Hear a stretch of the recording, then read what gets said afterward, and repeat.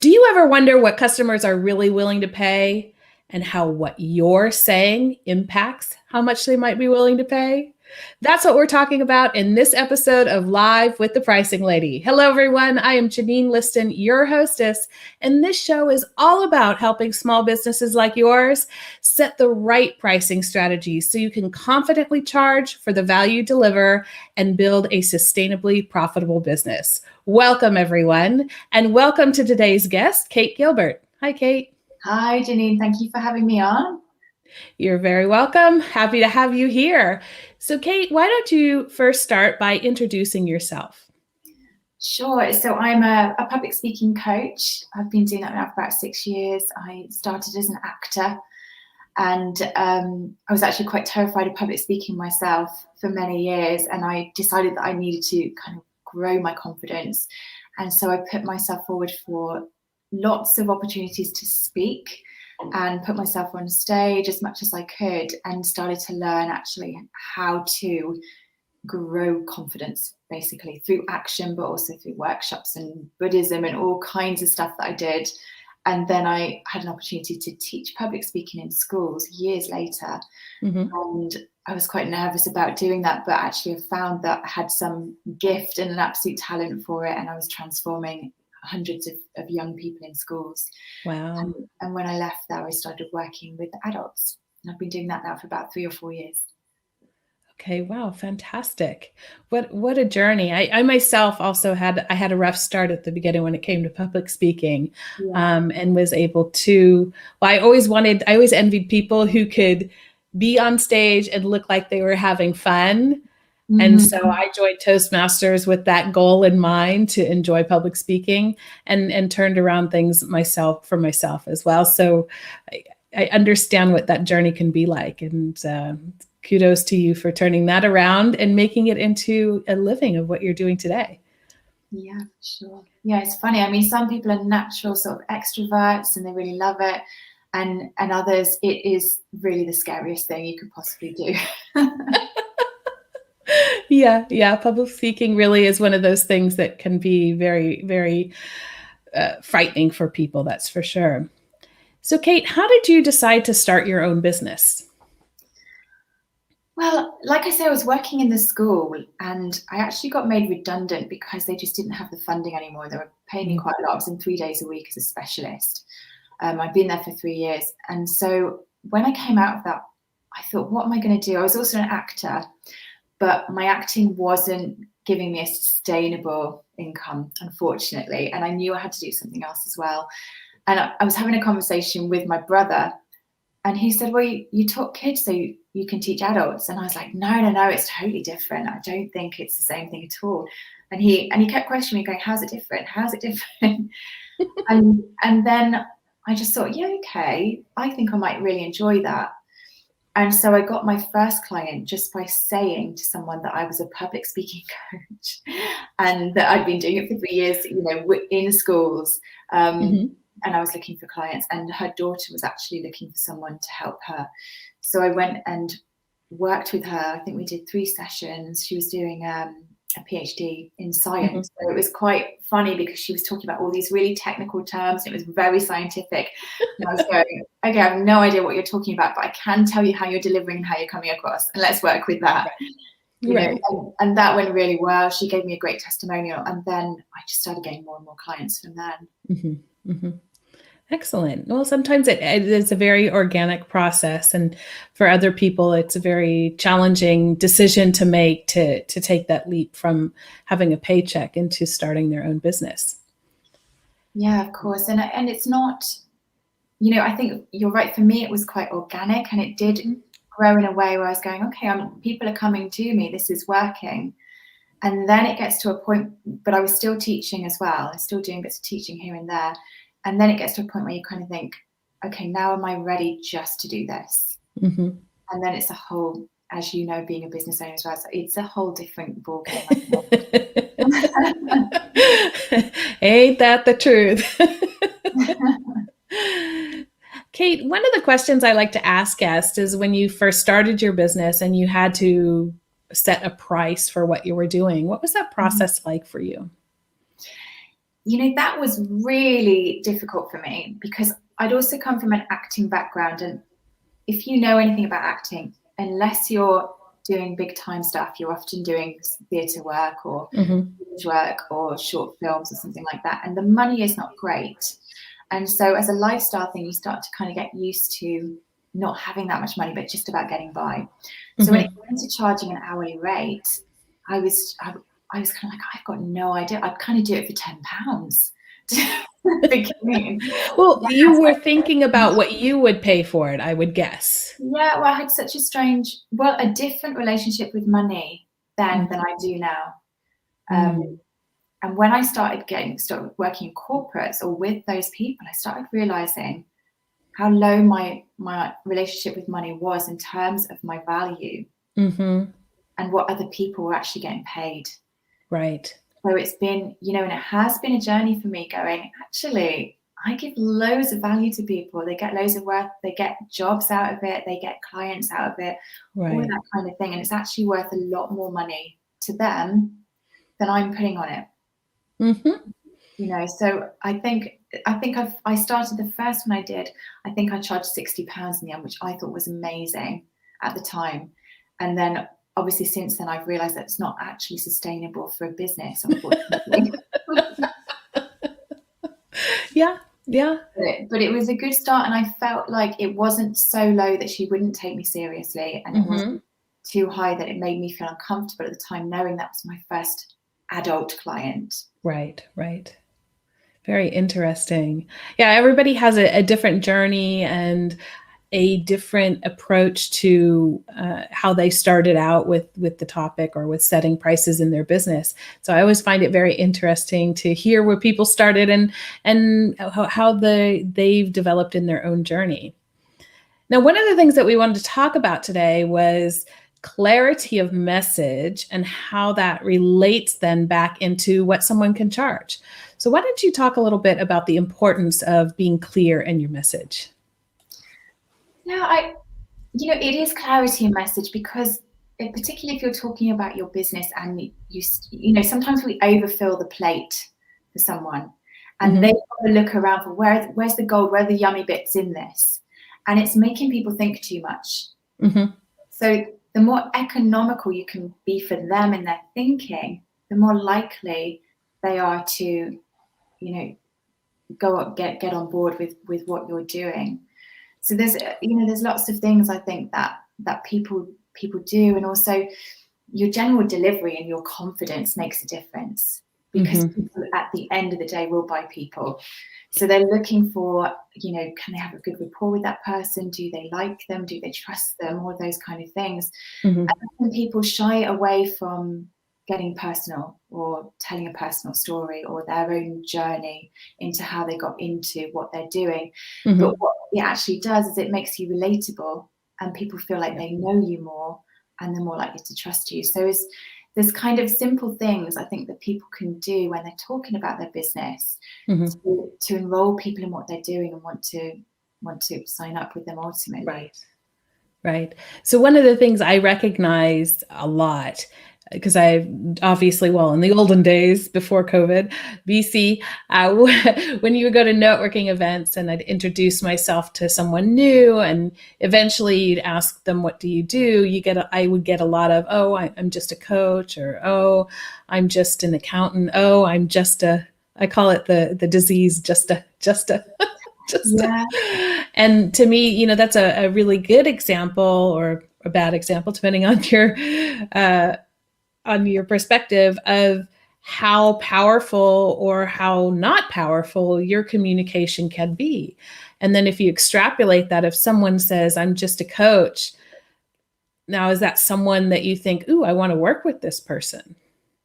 Yeah, absolutely. I think you've got to be really careful with language, because it's so powerful, and we have to talk very confidently and with real conviction about what we're doing. I was working with some startups the other week, some entrepreneurs, and I was saying to them, even if you haven't been working at this business for a long time, you haven't got maybe the personal validation that what you're doing is brilliant, but look at what you've done, what you've trained in, where you are now, and be really confident in that.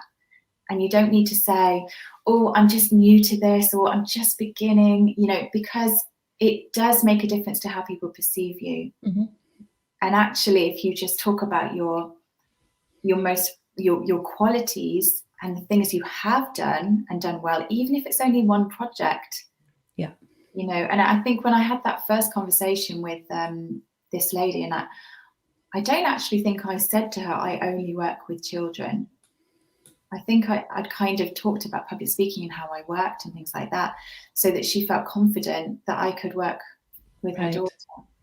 So, I mean, it depends on the rapport and relationship that you have with someone, how much you want to be honest about that. But if you're in a networking thing and you've only got 1 or 2 minutes to talk about it, I just talk about your strengths and really lean into that, and do not apologize for yourself in any way. Yeah, I think that's a really important point. Especially, I think with women, they have a tendency to see their own faults very clearly, at least what they perceive to be their own faults very clearly. I have to put that in quotes, right? Yeah. And almost apologize for it in a lot of these conversations. Absolutely. And, you're asking people to part with their money, so to kind of sit there and I've seen so many women who I'm sure are absolutely brilliant at that job, and men as well, actually. But if they come across and they're like, oh yeah, I just, I work in this industry, and and it's nervy, and they're using a lot of fillers, and you're just like, okay. Or if they don't give enough information as well, mm-hmm. to enroll you, then you're like, okay, you do public speaking, okay, fine, I know what you do. I think it can go in both directions. You can say too little, but I think most of the cases I see, or most of the times what I see people is trying to overcompensate and delivering too much information. Yeah, exactly. Yeah. Actually, another point I suspect, particularly with elevator pitch, is it's so worth sitting down and actually structuring it and spending some time with it, because even it can be one of those things that you think, oh, I don't really know what to do or how to talk about, and I'm too nervous to talk about my company, so I'm just going to show up and I'm just going to spout some stuff. Mm-hmm. But in a way, you might as well not go to that meeting, mm-hmm. if that's what you're going to do. So I absolutely recommend that people sit down and really think about, how can I structure this? What can I say? What are my main points that are going to actually enroll someone and give me credibility and them confidence in me, rather than winging it and hoping that somebody will be like, oh, I feel really sorry for you, but okay, I'll work with you. It's not going to work, especially in the markets we're in, where there's so much competition. Right. And I think an important point to make is that by preparing, it's not necessarily memorizing something. Mm-hmm. It is actually about making sure that the things that are most important are fresh in your mind, so that when you do deliver it, you don't have to work so hard to come up with the things to say, right? Because you have this pool of information already kind of in your brain, because you've taken, and it can be 15, 20 minutes. It can be 2 hours if you want, but thinking about those things and thinking about, okay, for this group, this is what's most important to say.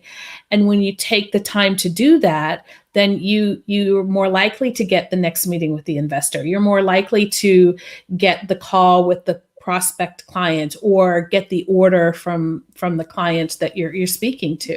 And I think that is a very important thing for people to remember. It's not about the memorization. It's more about the ideas and being in a place to deliver the right messages. Yeah, I mean, I was on a networking group a few weeks ago, and we were put in networking. We were put in breakout rooms about 4 times. Mm-hmm. to do our elevator pitches to each other. And I noticed by the 3rd time that, and I actually didn't know this was happening either, so I hadn't really prepared, but like you say, I'd already known my stuff, so I was able to think, what are the stories I'm going to use in this very quickly. And by the 4th time, I realized that there were 3 people who had been on every single room I'd been in. And I thought, okay, I cannot say the same thing again. So I changed it. I took a completely different angle that I'd never actually said before either. I was kind of inspired by what someone said in the last breakout room. I thought, oh, that really works. Mm-hmm. And so I've gone on that angle. And then at the end of it, someone said, are there any questions? And someone asked me a question. And then 3 other women put their hand up and said, Kate, I'd really love to speak to you. And I just noticed how changing the pitch sometimes can help. If it's not working, if you're not getting people put their hand up at the end and want to speak to you, try something different. Yeah. And you might hit on something that works. Yeah. Earlier this year, I was in an event where we went through sort of pitching rounds where it was a Zoom, and then you were in Zoom rooms with like 4 or 5 people and then a moderator, and you pitched and the moderator gave feedback, and then we did it again, and then we had a pitch off in the end. And it was really interesting to keep having to adapt based on the feedback, but then also recognizing that, some of the people have already heard this. How do we do that? Yeah. So I think to come back to how this relates then to, the clarity of your message then relates back into what you can charge or how you can charge. All of these things are very much tied in my opinion. And so I'm curious, we're going to start wrapping this up in a moment, but I'm curious, what can people really do in order to have that clarity in message? Yeah, I think watch other people, kind of really observe what's working, what isn't working, then go back to your own pitch or however you speak about your company when you are talking about it, and really just sit down and think, what can I say about this? How can I hook them in that first line? What have I got a great client story that I can talk about? It's going to say so much about my business that I don't have to say what I'm doing or how I work. I just give a brilliant example, and what's my call to action at the end? Is that's also people are missing that because they kind of go, oh, here's my amazing speech, and now I'm going to run away, and it's that thing of, please don't run away. Just stay with your audience and let them know everything that you can give them that's going to help them decide whether you're the right person. And then give them the call to action. How do they get in touch with you? What's the next step? Because people do need feeding that a little bit. If you don't say it, they won't necessarily think to get in touch with you. Right. And it's also important to remember, that's very, very good. I like that. It's also important to remember that you may be pitching your business, but if you're pitching it to a client, to an investor, to a partner, those are different pitches. And your call to action may be the same, have a meeting with me, or let's do business, or whatever the call to action is, but that doesn't mean that you would give the same pitch in all 3 cases. And so it's important to think about the context in which you're delivering that message. Yeah, absolutely. And as you said before, you don't want to be just en route, this kind of robotic sales pitch, type of thing. So it does need to be spontaneous, and you do need to think, who's this audience? What is it they're going to be interested in that's going to relate to what they want? And then talk about that thing. Yeah, excellent. So Kate, we need to start wrapping this up here. What is it, or what is the one thing you would like people to remember from our conversation today? I think it's just that, your language is important, and how you show up and how you present yourself does make a difference in whether people are going to want to work with you or not, or take you seriously. So really do practice, do sit down and think about how you talk about your business. And go from there. Good luck, really. Okay, excellent. And if you had advice to people who are starting out their own business, so maybe something that you know now that you didn't know then, but boy, you wish you did, what would you share with them?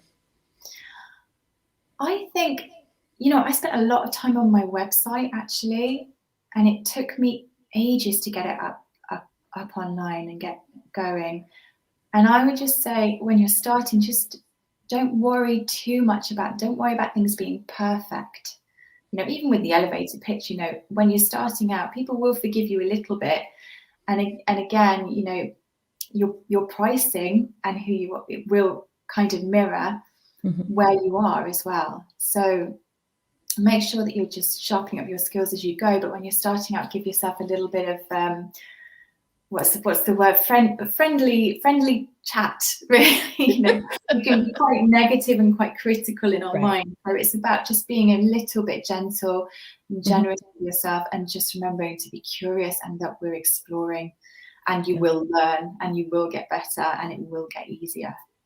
Yeah, I love that. I love that. Be kind to yourself. I think that's very good advice and very good words of wisdom, let's say. Kate, if people want to find out more about how to work with you, where shall they go? They can go to my website, which is kategilbert.co.uk. And there you have it. Schedule a call with me there, or just have a look okay. And I will also add that into the show notes, everyone, and to the comments below. So if you want to reach out to Kate, you don't have to look too hard for the link. It'll be in those areas. Kate, thank you so much for joining me today. I really appreciate having you on the show. It's been good fun. Thanks so much, Janine. Thank you. You're welcome. So everyone, that is our episode for today. Thank you so much for joining us. If you're enjoying these episodes of Live with the Pricing Lady, head on over to thepricinglady.com/live and follow my YouTube channel. I'd love to see you there. And of course, if you'd like to know more about how to improve pricing in your business, how to feel confident about what you charge and build that sustainably profitable business, you can go ahead right over here to janineliston.com/discovery call and book a call with me.